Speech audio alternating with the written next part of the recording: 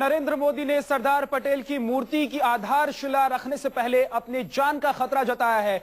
उन्होंने कहा है कि कुछ लोगों ने उन्हें जान से मारने की सुपारी दी है। कुछ लोगों ने मुझे खत्म करने की सुपारी ली है। ये बात खुद मुख्यमंत्री नरेंद्र मोदी ने कही है। नर्मदा में पटेल की मूर्ति की आधारशिला रखने के लिए नरेंद्र मोदी पहुंचे थे और यहीं पर उन्होंने ये भाषण दिया और अपने भाषण में उन्होंने कहा कि कुछ लोगों ने मुझे खत्म करने की सुपारी ली है। नरेंद्र मोदी ने कई अहम बातें की इस भाषण में, लेकिन उन्होंने साथ में यह भी कहा कि उन्हें खत्म करने की सुपारी ली है कुछ लोगों ने। आखिर किसकी तरफ इशारा है नरेंद्र मोदी का? नरेंद्र मोदी ने खुलकर तो कुछ नहीं कहा, लेकिन उन्होंने ये जरूर कहा कि कुछ लोगों ने मुझे यानी कि नरेंद्र मोदी को खत्म करने की सुपारी ली है। क्या कहा है नरेंद्र मोदी ने, आइए आपको सुनवाते हैं। और कुछ मित्र हैं हमारे जिन्होंने मोदी को समाप्त करने की सुपारी उठाई है। ये लोग पता नहीं क्या क्या गंद फैलाते रहते हैं। भाइयों बहनों, आज मुझे बड़े दुख से साथ कहना है और मुझे विश्वास है कि मेरा हर शब्द इन दिनों प्रधानमंत्री की एक टीम सुनती है, उनके बॉस की भी एक टीम सुनती है, इसलिए मेरा हर शब्द वहां सुना जाता होगा। और कुछ मित्र हैं हमारे जिन्होंने मोदी को समाप्त करने की सुपारी उठाई है। ये लोग पता नहीं क्या क्या गंद फैलाते रहते हैं। भाइयों बहनों, आज मुझे बड़े दुख से साथ कहना है और मुझे विश्वास है कि मेरा हर शब्द इन दिनों प्रधानमंत्री की एक टीम सुनती है, उनके बॉस की भी एक टीम सुनती है, इसलिए मेरा हर शब्द वहां सुना जाता होगा। मेरी हर बात प्रधानमंत्री की टीम सुनती है और मुझे विश्वास है कि मैं जो भी कुछ बोल रहा हूं वो प्रधानमंत्री की टीम सुनती होगी और उनकी बॉस की टीम भी सुनती होगी। ये निशाना साध रहे हैं प्रधानमंत्री मनमोहन सिंह पर और कांग्रेस पर नरेंद्र मोदी। नरेंद्र मोदी ने जताया है जान का खतरा। कुछ लोग मुझे खत्म करने की सुपारी ली है कुछ लोगों ने। ये बात कही है नरेंद्र मोदी ने। नर्मदा किनारे नरेंद्र मोदी का भाषण और अपने भाषण में उन्होंने ये बात कही है। एक बार फिर से आपको सुनवाते हैं क्या कहा है नरेंद्र मोदी ने।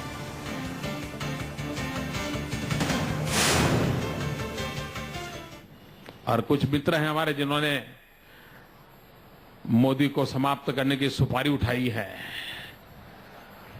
ये लोग पता नहीं क्या क्या गंद फैलाते रहते हैं। भाइयों बहनों, आज मुझे बड़े दुख से साथ कहना है और मुझे विश्वास है कि मेरा हर शब्द इन दिनों प्रधानमंत्री की एक टीम सुनती है, उनके बॉस की भी एक टीम सुनती है, इसलिए मेरा हर शब्द वहां सुना जाता होगा। तो मेरे कुछ मित्रों ने मुझे खत्म करने की सुपारी ली है, ये बात नरेंद्र मोदी कह रहे हैं। लेकिन किसके लिए कह रहे हैं, किसके बारे में ये बात कर रहे हैं? नरेंद्र मोदी ने खुलकर कुछ नहीं कहा, लेकिन नर्मदा किनारे सरदार पटेल की मूर्ति की आधारशिला रखने के लिए पहुंचे नरेंद्र मोदी ने अपने भाषण में कई सारी बातें की।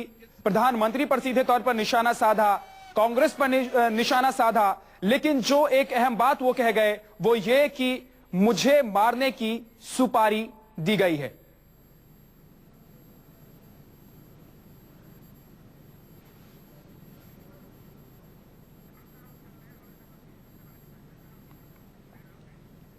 हमारे साथ हमारे सहयोगी राजीव रंजन न्यूज रूम से जुड़ गए हैं। राजीव, ये नरेंद्र मोदी किसकी तरफ इशारा कर रहे हैं? खुलकर तो वो नहीं बोल रहे हैं, लेकिन वो कह रहे हैं कि मेरे मित्र हैं जिन्होंने सुपारी उठा ली है मेरी, मुझे खत्म करने के लिए।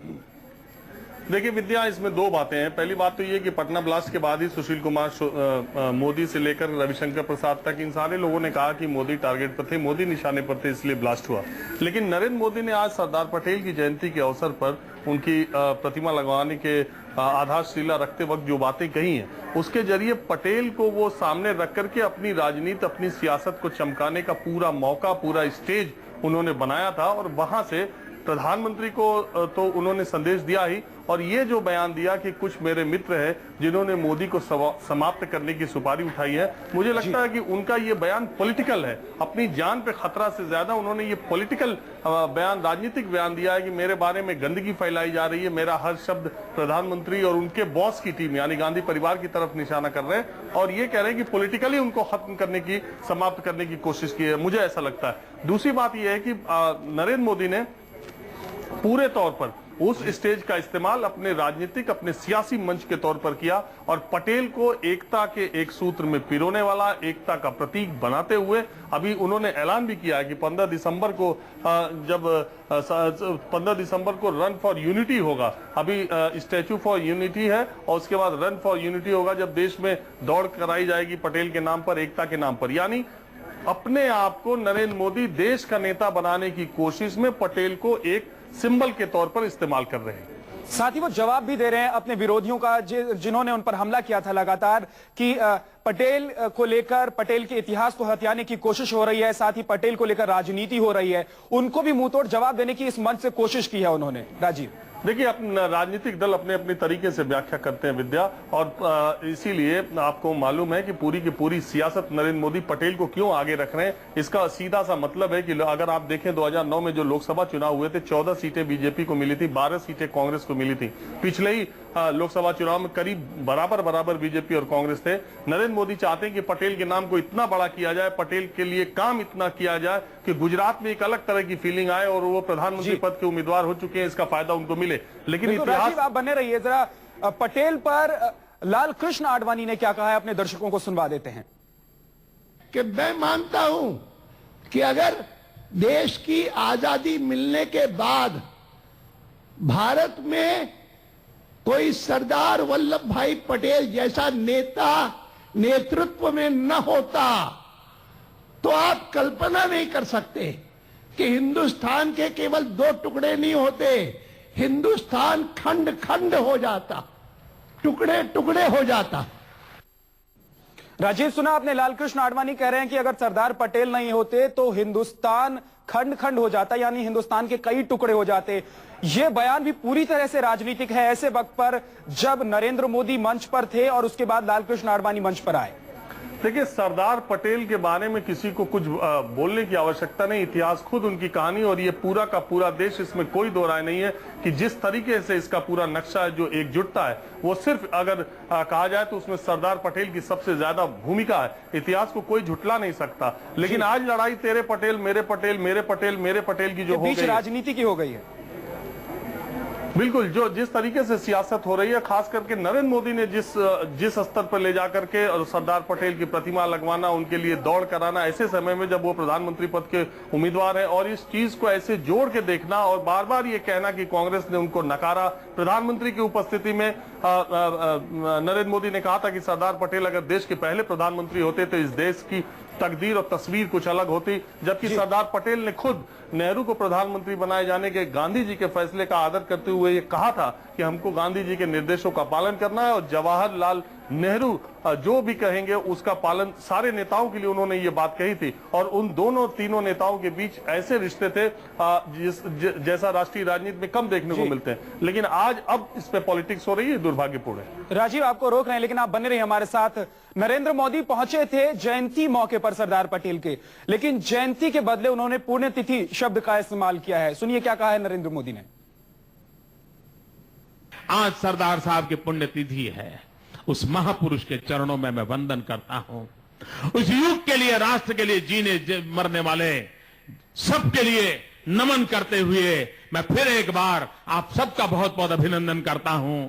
मेरे साथ बोले, मैं कहूंगा सरदार पटेल, आप बोले अमर रहे। सरदार पटेल अमर रहे।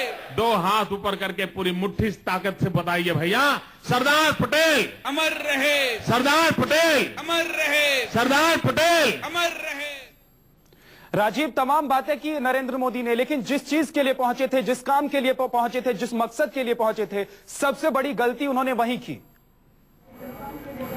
बिल्कुल नरेंद्र मोदी जैसे वक्ता से खास तौर पे जब वो इसकी तैयारी बहुत पहले से कर रहे थे और खास करके इस कार्यक्रम की तो बहुत ही पहले से तैयारी कर रहे थे, ऐसे में भाषण के समाप्त होते वक्त उन्होंने जन्मतिथि की जगह पुण्यतिथि कहा, तो ये स्लिप ऑफ टंग भी हो सकता